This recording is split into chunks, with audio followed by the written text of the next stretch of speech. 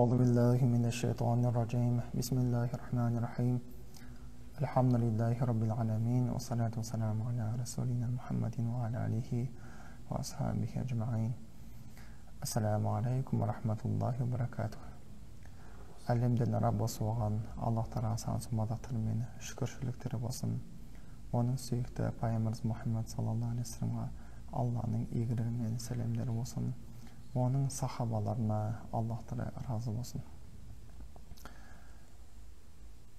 Ислам дінінде, ислам діні ең алғаш пайғамбарымыз Мұхаммад саллаллаху алейхи вассаламға Хира тауында пайғамбарлық келгеннен кейін пайғамбарымыз Мұхаммад саллаллаху алейхи вассалам артына ерген сахабалары шынайы иман келтірген пайғамбар саллаллаху Аллаға шынайы иман келтірген сахабалардың пайғамбар Мұхаммад саллаллаху алейхи вассаламға деген махаббаты, сүйіспеншілігі өте қатты болған.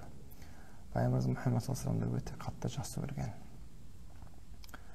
Күндердің бір күні пайғамбар Мұхаммад саллаллаху алейхи вассалам мешітте отырған кезде сахабалардың ішінен бір адам тұрып: "Ей Аллахтың елшісі саллаллаху алейхи вассалам, арамызда сіз ең бірінші қатты жақсы көретін адамыңыз кім?" деп сұраған кезде пайғамбарымыз Мұхаммад саллаллаху алейхи вассалам ойланбастан өзінің қызын айтқан екен: "Фатима" деп. Соны естіген сахаба: "Енді Фатима қызы ғой енді. Аллахтың елшісі саллаллаху алейхи вассалам, Фатимадан кейін кімді жақсы көресіз?" деген кезде пайғамбарымыз Мұхаммад саллаллаху алейхи вассалам Айша дегенді, өзінің әйеліне айтқанда. "Енді Айша енді өз әйелі ғой енді" деп, Аллахтың елшісі саллаллаху алейхи вассалам одан кейін кімді жақсы көресіз деген кезде Абу Бакр деп жауап берген екен.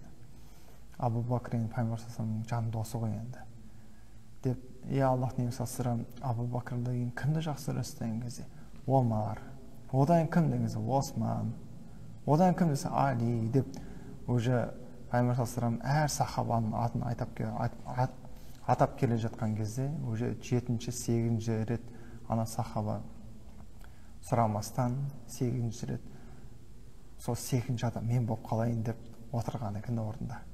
Яғни сол сахабалардың кезінде пайғамбар саллаллаху алейхи вассалам сол сахаба арамызда ең жақсы көретін адамымыз кім деген кезде сол кезде отқан сахабалардың барлығын ішкі түйсік ойында пайғамбарымыз Мұхаммад саллаллаху алейхи вассалам мені айтады деген ой болған екен. Өйткені пайғамбарымыз Мұхаммад саллаллаху алейхи вассалам өзінің сахабаларымен сондай қарым-қатынас жасайтын болған, оларды қатты жақсы көретіндей қылып қарым-қатынас жасаған екен. Онымен пайғамбар саллаллаху алейхи вассаламмен бірге сөйлескен сахабалардың барлығын ой түйсігінде пайғамбарымыз Мұхаммад саллаллаху алейхи вассалам мені жақсы көреді деген ойда болған екен. Бірақ шынымен де пайғамбар саллаллаху алейхи вассалам өзінің сахабаларын бәрін қатты жақсы көрген екен. Соны ана сахаба 8 адамды сұрамай, сол 8 адам мен болып қалайын деп сөйтіп өз түйсігінде ұстап қалған екен. Бір күні пайғамбарымыз Мұхаммад саллаллаху алейхи вассалам бір жорықтан қайтқан кезде, білеміз пайғамбар саллаллаху алейхи вассаламның өмірбаянын оқып қарайтын болсаңыздар, соғыстан жорықтан қайтқан кезде алдынан күтіп алатын адамдардың барлығы пайғамбарымыз Мұхаммад саллаллаху алейхи вассалам сұрайтын болған: "Пайғамбарымыз Мұхаммад саллаллаху алейхи вассалам аман келді ма? О кісі аман келді ма? О кісі жарақат алған жоқ па?" деп пайғамбар саллаллаху алейхи вассалам амандығын сұрайтын болған екен. Ол соғысқа кеткен күйеуі болса да, баласы болса да, олардың бір жағдайын емес, пайғамбарымыз Мұхаммад саллаллаху алейхи вассалам жағдайын сұрайтын болған екен. Сахабалардың әйелдердің де пайғамбар саллаллаху алейхи вассалам деген махаббаты өте үстем берік болған. Сол бір күні жорықтан қайтып келе жатқан кезде пайғамбар саллаллаху алейхи вассалам бір сахаба пайғамбар саллаллаху алейхи вассалам қатты іздейді. Қатты іздеп, пайғамбарымыз Мұхаммад саллаллаху алейхи вассалам қайда? Пайғамбарымыз Мұхаммад саллаллаху алейхи вассалам Аллахтың елшісі қайда? Аллахтың елшісі қайда деп ары бері іздеп, пайғамбар саллаллаху алейхи вассаламның жорықтан келе жатқан көріп, алдынан шығып қатты қуанғаннан: Аллахтың елшісі саллаллаху алейхи вассалам аман есен келдіңіз ба?" деп қатты қуанғаннан, пайғамбар саллаллаху алейхи вассалам сахабаның қуанғанын көрген кезде, ана сахаба пайғамбар саллаллаху алейхи вассалам сондай бір сөз айтады: Аллахтың елшісі саллаллаху алейхи вассалам, мен сені Алла разылығы үшін жақсы көремін. Яғни о сахабаның пайғамбарға деген махаббаты өте мықты берік болған. Пайғамбарымыз Мұхаммад саллаллаху алейхи вассаламға: Аллахтың елшісі саллаллаху алейхи вассалам, мына қазір сізді сондай жақсы көремін, бірақ қиямет күні болған кезде мен сіздің қасыңызда болмай қалам ба деп қорқам деген екен. Яғни Абу Бакр радиаллаху анху сияқты, Омар радиаллаху анху сияқты, Осман, Али, мынау мықты сахабалар сияқты қиямет күні бұлар сіздің қасыңызда болса да мен сіздің қасыңызда бола алмай қалам ба, жәннатта сізбен бірге бола алмай қалам ба, сізді көре алмасам мен қалай сондай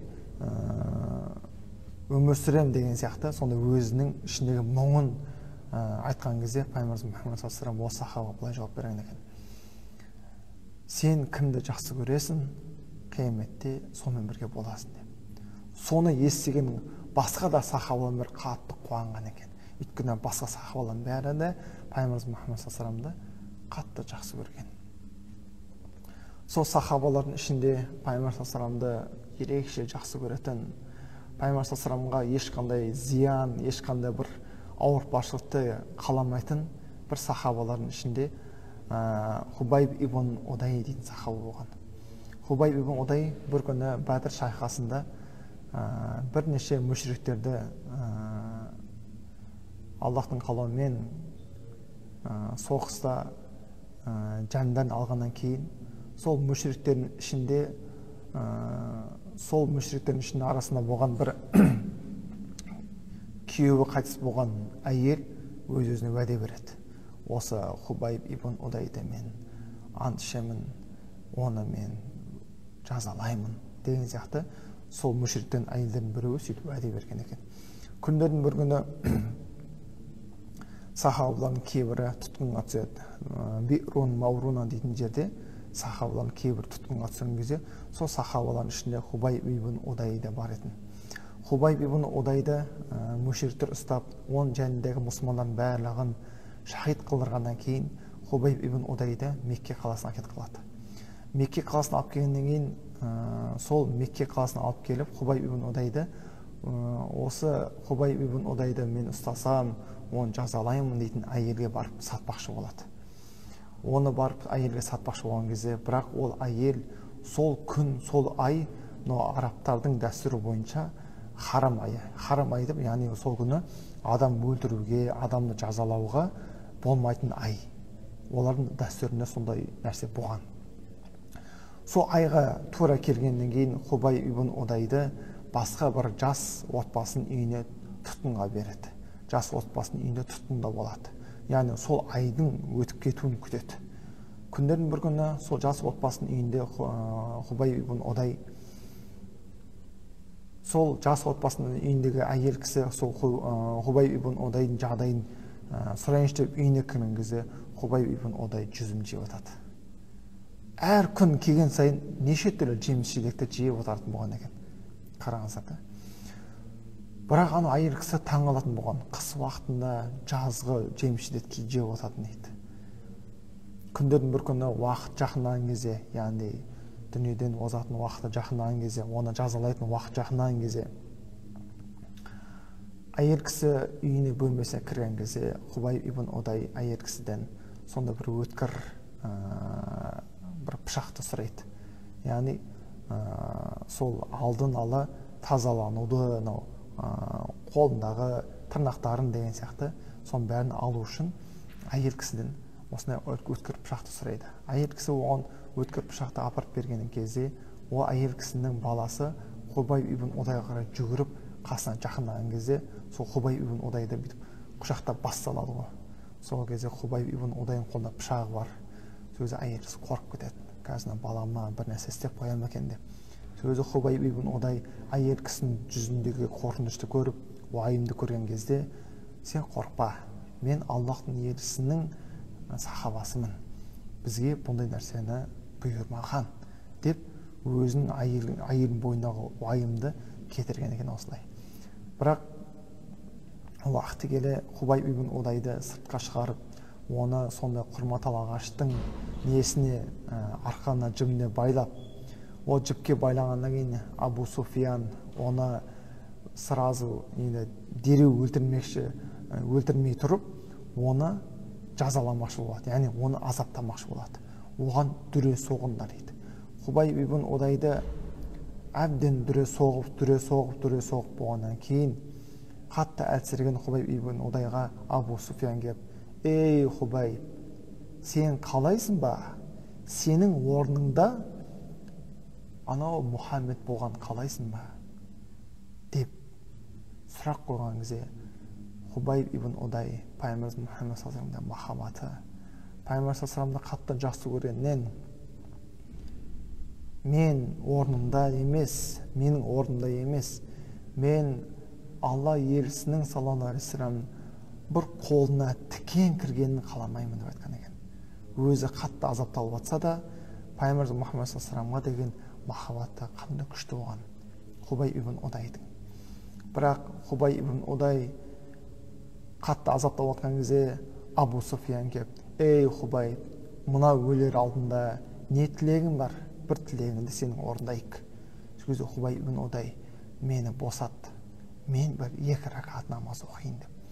Сол кезде Абу Суфиян оны босатқан кезде Хубайб ибн Удай дереу қиблаға қарап 2 ракат намазын оққан екен.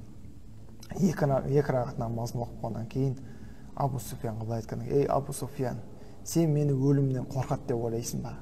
Егер де мен өлімнен қорыққан болсам, мен намазымды сәл ұзақтау оқитын едім ғой дейді. Мен сенің қазір істейін отқан жазамнан, өлімнен мен қорықпаймын деп.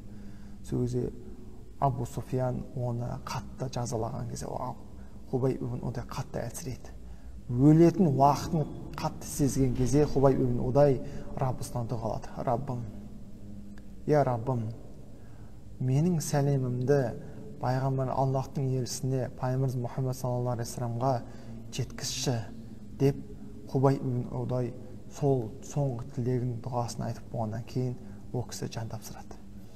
Бірақ күндердің бір күні Жабрил алейхиссалам пайғамбарымыз Мұхаммед саллаллаху алейхи вассалам келіп: ей Мұхаммед саллаллаху алейхи вассалам, Хубайб ибн Удайдың саған берген сәлемі. Сол кезде пайғамбарымыз Мұхаммед саллаллаху алейхи вассалам Меккеге қаратып: Алла да саған сәлемі болсын, Алланың саған да сәлем болсын, ей Хубайб ибн Удай деп пайғамбар саллаллаху алейхи вассалам сәлемін алып қайтарған екен. Күндердің бір күні пайғамбар саллаллаху алейхи вассалам жанындағы бір сахабаға бұйырып, сол Хубайб ибн Удайдың денесін алып кел. Ол сахаба Мекке қаласына жолға аттанады.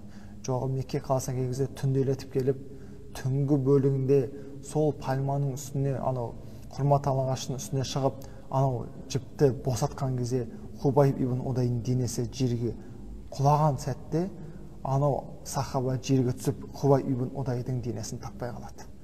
Хубайб ибн Удайдың денесін таппай қалады. Сол кезде ана сахаба ары іздейді, бері іздейді, Хубайб ибн Удайдың денесін таппайды. Бірақ пайғамбарымыз Мұхаммед саллаллаху алейхи вассалам барлығы қатты қысылып ұялады. Мен қалай Хубайб ибн Удайдың денесіз мен қалай барамын дейді пайғамбар саллаллаху алейхи вассалам алдына дейді. Мен ертең күндіз іздейін деп. Ертесінде күндіз шықса Хубайб ибн денесі жоқ. Бірақ сүміреген халде, басын төмен түсірген халде пайғамбар саллаллаху алейхи вассалам алдына барып, сахаба: я Аллахтың елшісі, мен Хубайб ибн Удайды босатқан кезде оның денесін таппай қалдым деген кезде пайғамбар саллаллаху алейхи вассалам: ей, сен оның денесін босатқан кезде періштелер оның денесін апарып өшіріп жерлеп тастаған деп айтқан екен. Қараңыздар, бұл Хубайб ибн Удайдың оқиғасы. Бұл оқиғадан пайғамбарымыз Мұхаммед саллаллаху алейхи вассаламға деген қандай махаббаты, сүйіспеншілігі, пайғамбар саллаллаху алейхи вассаламға ешқандай қолына тікен кіргенді қаламаған, қиналған қаламаған пайғамбар саллаллаху алейхи вассаламның